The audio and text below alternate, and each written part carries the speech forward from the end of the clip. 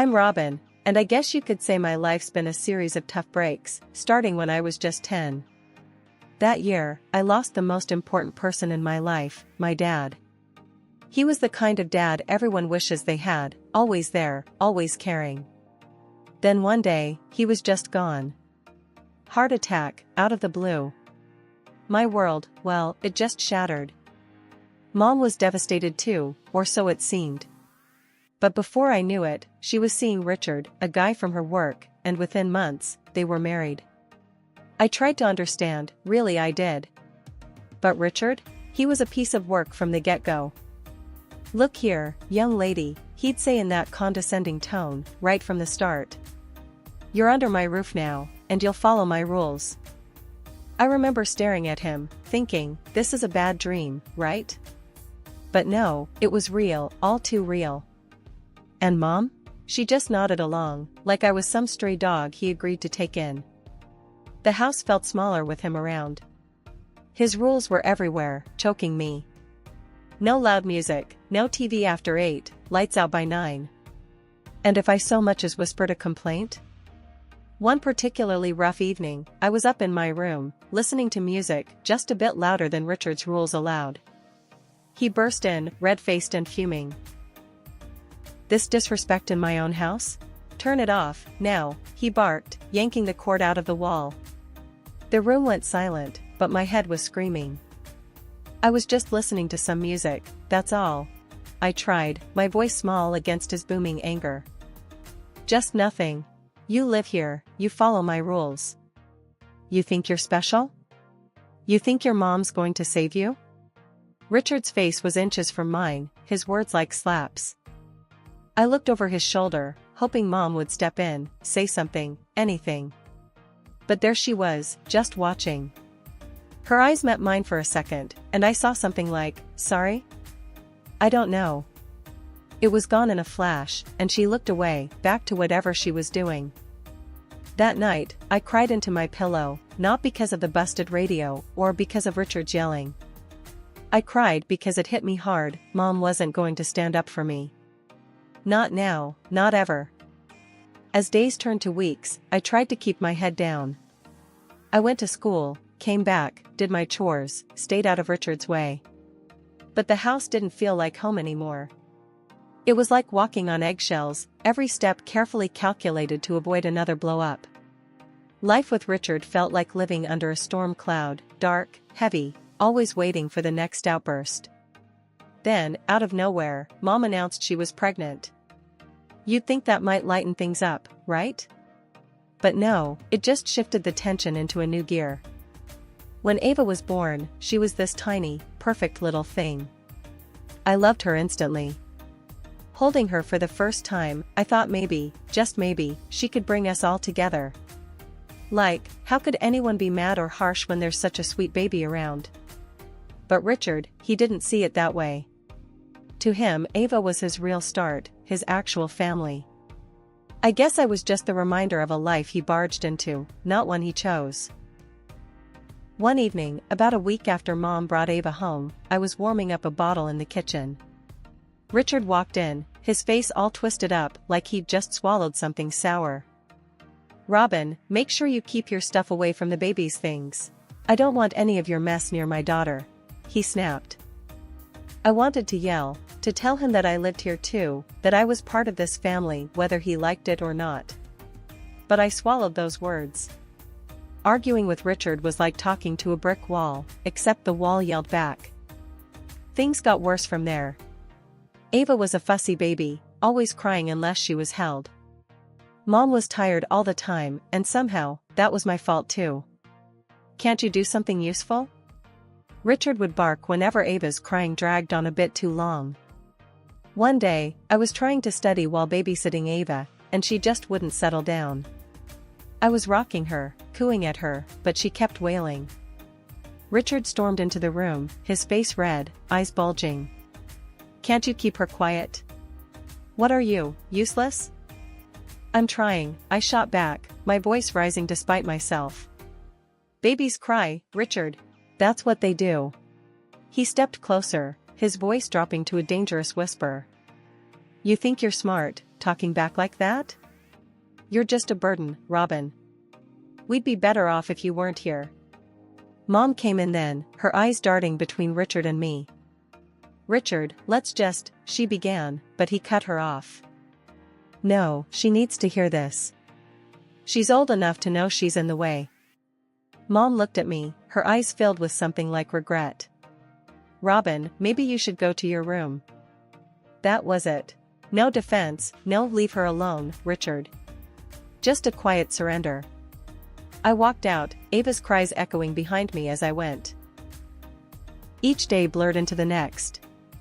I took care of Ava, dodged Richard's harsh words, and watched my mom fade into a shadow of herself, always tired, always stepping lightly around Richard. My love for Ava was the only clear thing in a house full of tension and whispered arguments. She became my little escape, a reason to smile even when the walls felt like they were closing in. The day that changed everything started like any other, quiet and tense. I was trying to keep out of Richard's way, making myself as small as possible in the corners of the house. But even silence can be too loud for some people. I was in the kitchen, fixing myself a sandwich, when I heard their voices drifting from the living room. We need to talk about Robin, Richard said, his voice low and serious. She's not my responsibility. Not when I have my own daughter to think about. I froze, my hand gripping the knife so hard it hurt.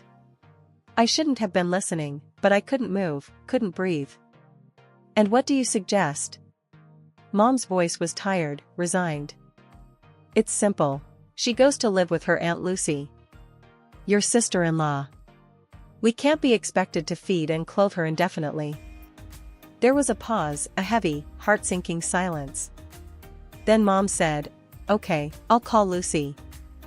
That okay shattered something inside me. I left the sandwich untouched and slipped out the back door, tears burning my eyes. The cold air was a slap, but it was nothing compared to the betrayal. My own mother had agreed to send me away like I was nothing more than a problem to be solved. The move to Aunt Lucy's was abrupt. I had a weekend to pack up my life, which, it turned out, fit into 2 cardboard boxes and a suitcase. Mom drove me over, the car ride filled with the kind of silence that suffocates. Aunt Lucy opened the door before we even knocked. Her expression was stern, her eyes scanning me like I was another chore she had to deal with. "So, this is Robin," she said, not a question, but a flat statement. "I'll show you your room. You can manage your own bags." The house was as cold inside as it looked from outside, all shadows and sharp angles. My room was upstairs, small and furnished with just the essentials, a bed, a dresser, and a desk. It felt more like a cell. Mom lingered awkwardly in the doorway while I unpacked. Neither of us knew what to say. Finally, she cleared her throat. "I'll come visit," she added, but we both knew it was just something to say. Empty words to fill the empty space between us. Then she left, and I was alone with Aunt Lucy, who had no illusions about why I was there. "Dinner is at 6, she said, her voice all business. "You'll help with cooking and cleaning. Rules are simple. Do as you're told, and we'll get along fine." I didn't reply, just unpacked my things, each item a reminder of the life I was leaving behind. It didn't take long. I didn't have much. Life with Aunt Lucy was regimented and strict. There was little warmth and no comfort. Dinner that first night set the tone, meatloaf that was more like shoe leather, and vegetables boiled to a mush. Conversation was minimal, consisting mainly of Aunt Lucy detailing my chores and responsibilities. "Your job is to make sure this place stays clean," she instructed, her fork pointing accusingly at me across the table.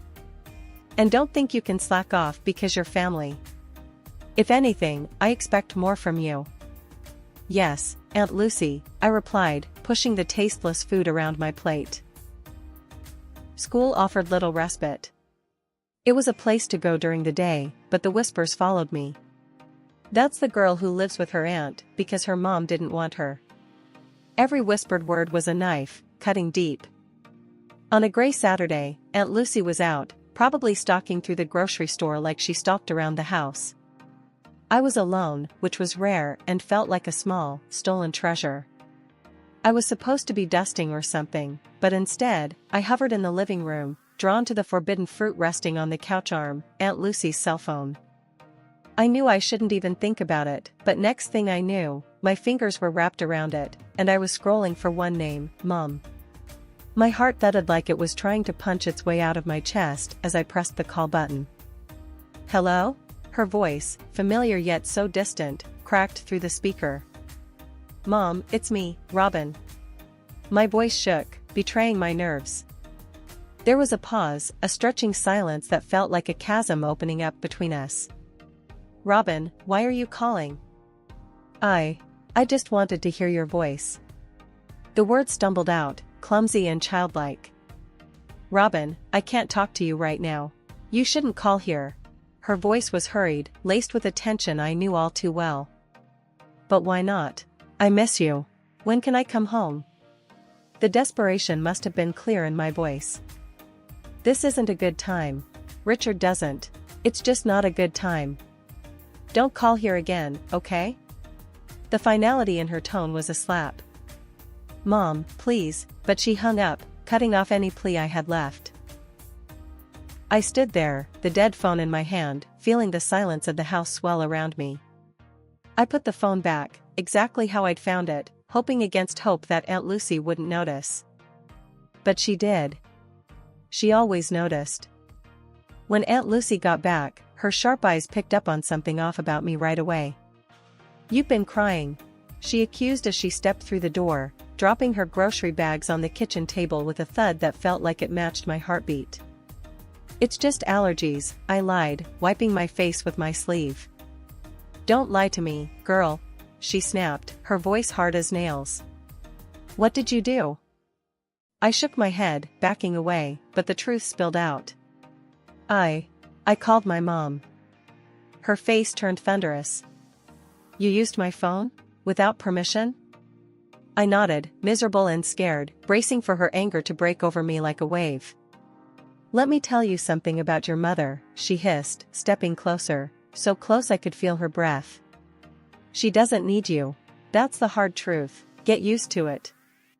That night, after a long day of extra chores and no dinner as part of my punishment, I lay in bed, the weight of Aunt Lucy's words crushing me. Maybe she was right. Maybe Mom really didn't need me. Maybe nobody did. After what felt like a lifetime under Aunt Lucy's strict regime, I started to believe I would never feel part of a family again. Then, one dreary afternoon, Aunt Lucy called me into the living room with a more serious expression than usual. "Pack your things," she said, not even bothering with a hello.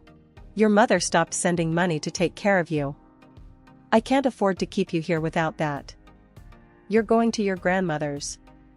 Pack up. I'm driving you there today." The drive to Grandma's was long and silent. I didn't know what to expect. I hadn't seen her in years, not since Mom married Richard. Would she even want me? Or would I just be another mouth to feed? When we pulled up to the house, it was nothing like Aunt Lucy's place.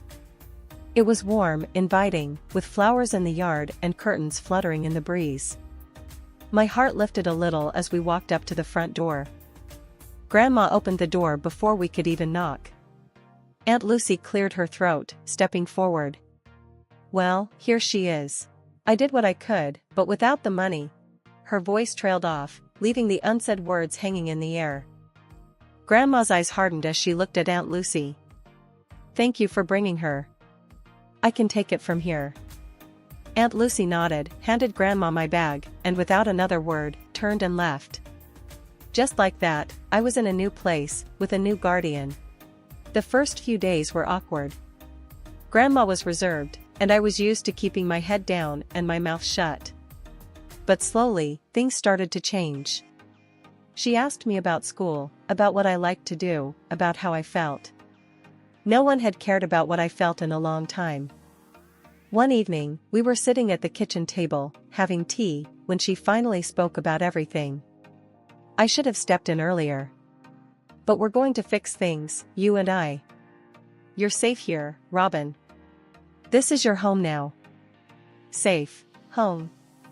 Those words felt foreign, but as I looked into Grandma's eyes, I started to believe them. Maybe this could be different. Maybe I wasn't just a burden to be passed around. Thank you, Grandma, I managed to say, my voice thick with emotions I hadn't let myself feel in a long time. She reached across the table, squeezing my hand. No more thank yous needed. We're family, and this is what families do. They take care of each other. From that day on, Grandma kept her word. She was strict, but unlike Aunt Lucy, her strictness was tempered with love and understanding. She encouraged me to do well in school, to find hobbies I liked, to make friends. She was there when I came home, always ready to listen, to help.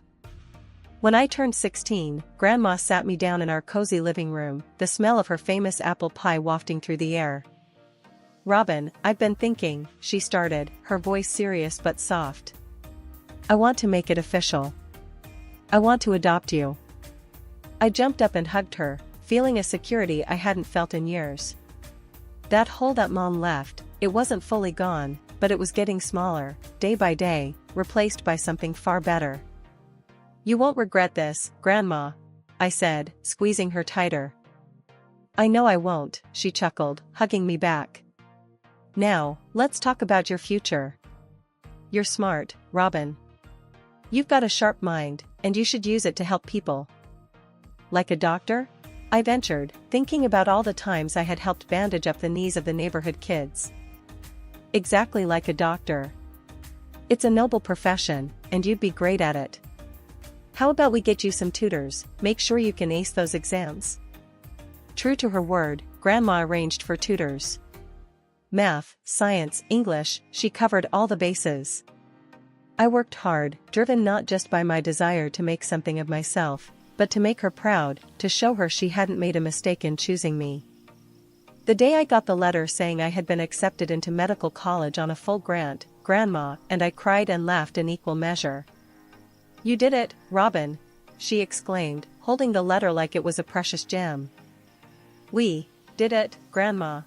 I corrected her, knowing I could never have reached this point without her. College was a whirlwind of studies, exams, and more studies. It was hard, harder than anything I'd ever done, but it was also thrilling. I lived in the dorms, but no matter how busy, I always found time to come home to Grandma every weekend. She was my rock, always ready with a hot meal and a listening ear.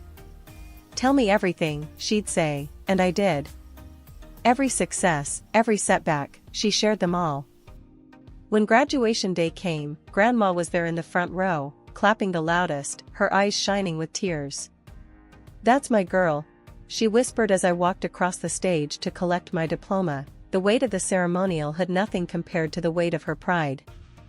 I completed my internship, landed a job as an oncologist, and began the real work of saving lives. It was grueling but fulfilling, and every day I felt grateful to Grandma for believing in me, for steering me onto this path. But life, as I had learned early on, wasn't keen on handing out happy endings without throwing in some twists. When I turned 32, Grandma got sick. The diagnosis was swift and cruel, cancer, an ironic twist of fate considering my profession. I took care of her, using all I had learned, all I knew, but some battles were not to be won.